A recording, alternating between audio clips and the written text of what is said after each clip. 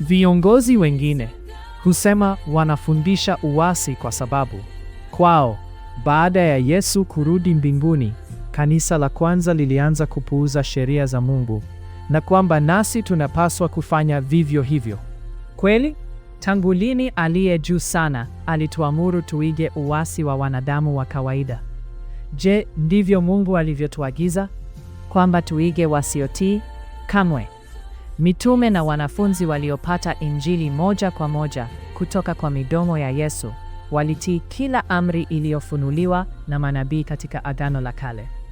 Kama mtu fulani katika historia alipotea, si kwa ajili yetu kufuata upotovu huo, bali kumfuata Bwana na utii wake.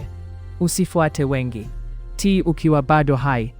Je, unataka kujua zaidi? Nenda sasa hivi kwenye sheriayamungu.org.